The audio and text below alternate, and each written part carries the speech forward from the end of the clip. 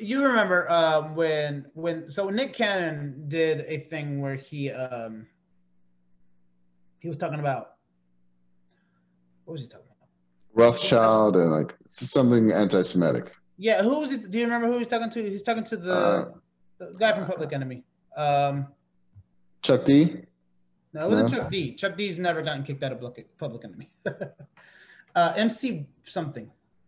Okay, he was talking to someone. Yeah, he was talking to somebody from Public Enemy who one of the reasons he got kicked out was because he spat out a lot of anti-Semitic items. Professor Griff. And first of all, I'm going to point out real fast. When I listened to the podcast, I didn't feel like Nick Cannon really agreed with the stuff that he was saying.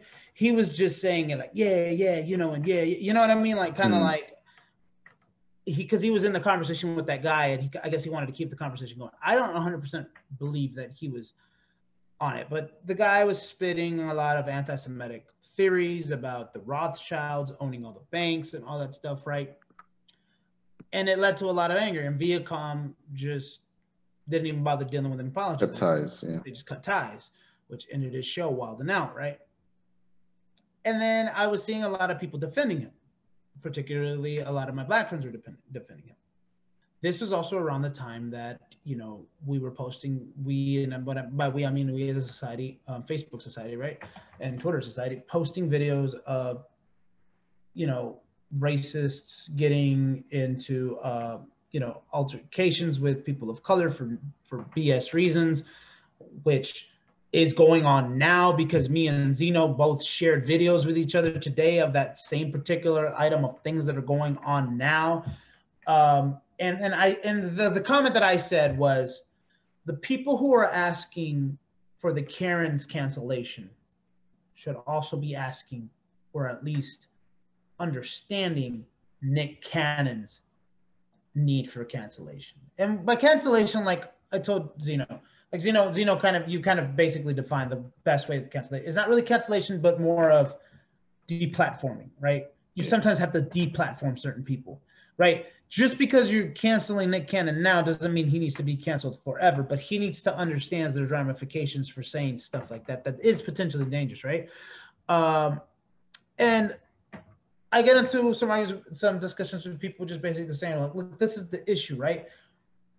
I don't know if you agree with me, but I don't think all of these Karens are actually explicitly racist. No. They're just jerks. They're just idiots that get involved in or overstep their bounds. But I don't think they're all outright racist. I just think that they just say stupid things or do something stupid. So you definitely have... and I don't want to stray too far from Nick Cannon because I do want to answer your question on that. But you definitely have the ones that are explicit with it. You know, they will say there's video of them saying the N-word. Yeah. Black lives don't matter, all that stuff. I almost feel like the people who say all lives matter don't. Not all of them. Some of them, they do know they're being racist. I feel like a lot of the people who say all lives matter don't intend to be racist about it. To them, when they hear Black Lives Matter, they hear only Black Lives Matter. How they hear that, I don't know, but that's what they hear.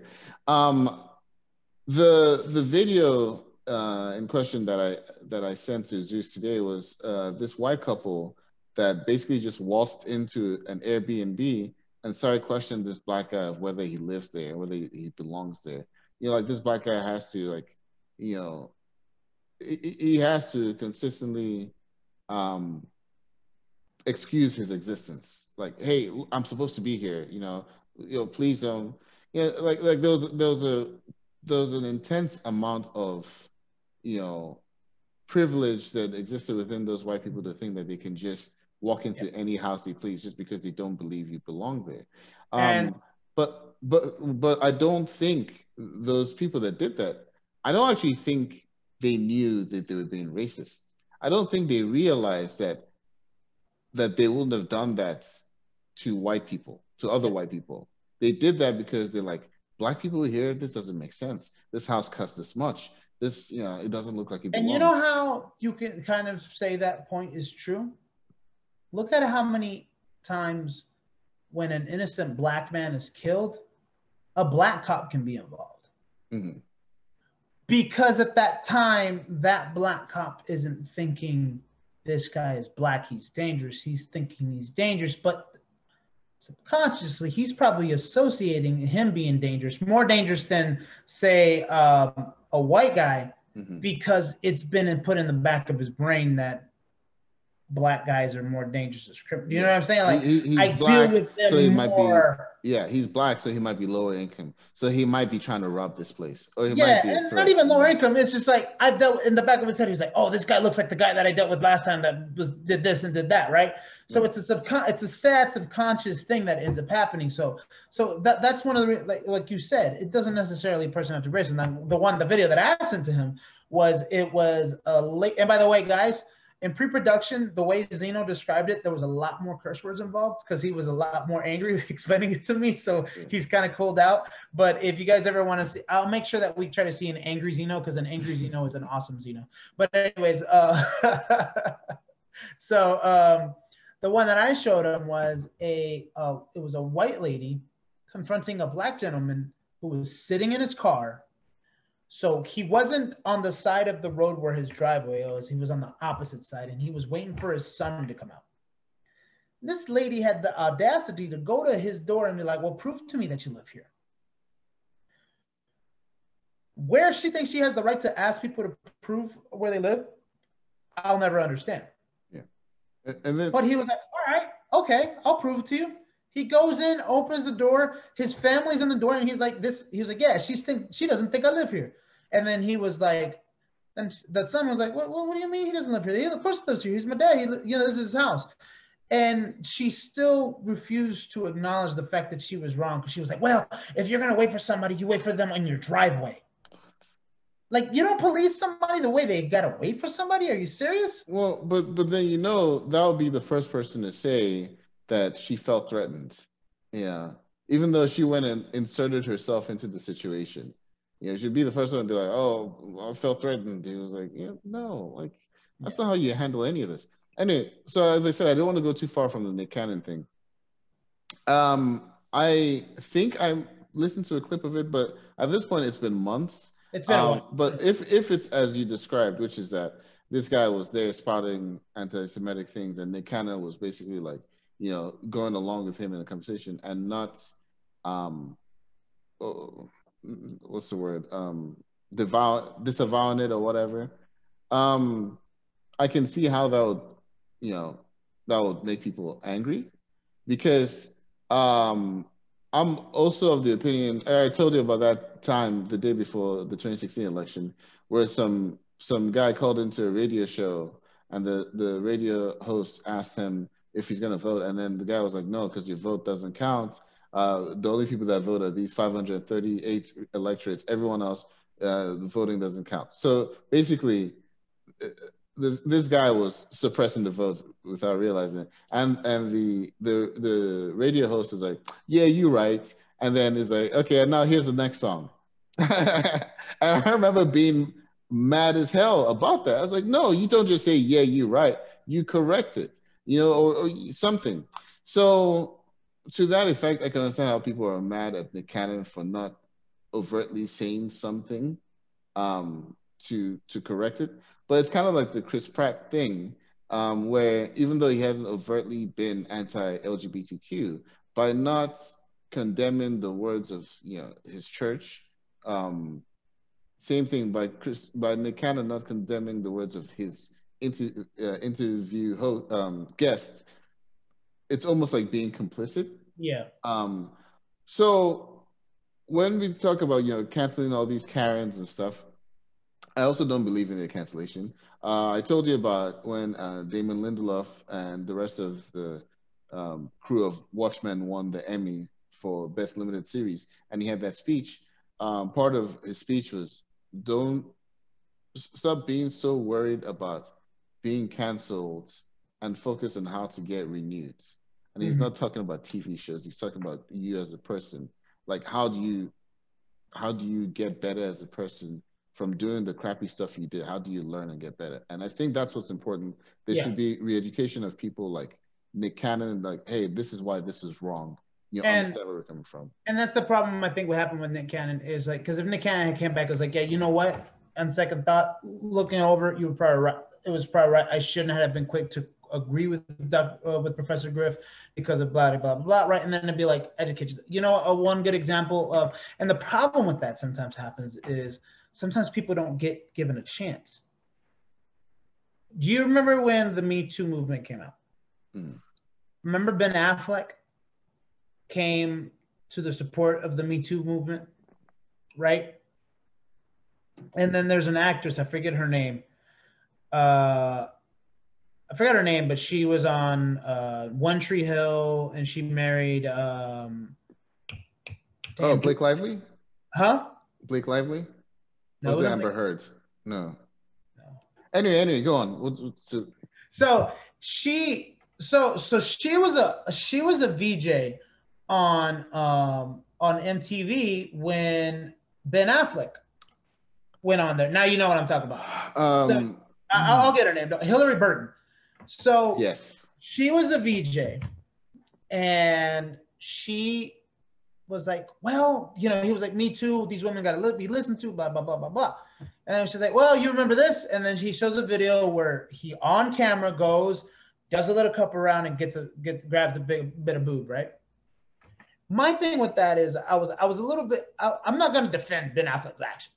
There's no defending that, right? Like, you did something wrong, right? But it's just kind of was like Chappelle touched on it. I don't know if you remember, he touched on it one day. He was like, Ben Affleck was like, well, shit, I'm an ally, but peace, I'm out. Because, you know, he was like, there's no point in me trying to be an ally if I'm going to get, you know, this is going to be brought up, because I'm like, well, shit, I can't help y'all. I can't talk on this. Basically, it's kind of like you're not giving him a chance to re-educate himself in that sense, right? Mm-hmm. And then some other girl goes on and says this, and he was like, you know what? Look, I don't remember it, but they're probably right that it did happen, and I completely apologize for it, right? Yeah. Because I'm also thinking about the fact is when he was there, he was a young ass 25-year-old kid from Boston. You know, now he is an executive, or at least you know, owner of his own business, because I think he has his own production company, right? The Greenlight Studio, whatever it is. Whatever. Something. He has one with him and Matt Damon have it together. He also has a wife, or at that time he had a wife. He divorced his wife, obviously. Why you would divorce Jennifer Garner, I don't know. Beautiful woman. But he has daughters, right? So like he's had a chance to grow and realize like, yo, I don't want my kids to go through this kind of stuff, you know, deal with this kind of stuff. So it's kind of like you said, the way you said it is beautiful. You gotta it's not cancellation doesn't mean we need to completely remove you from everything. Like you talked on Milo. Milo has everything, every right is in regards to completely removing his platform. He doesn't deserve one. Yeah. Right. But you should also still be able to give like, hey, look, this guy did this. He was a jackass 20-year-old at one point. Now he's grown up as a man.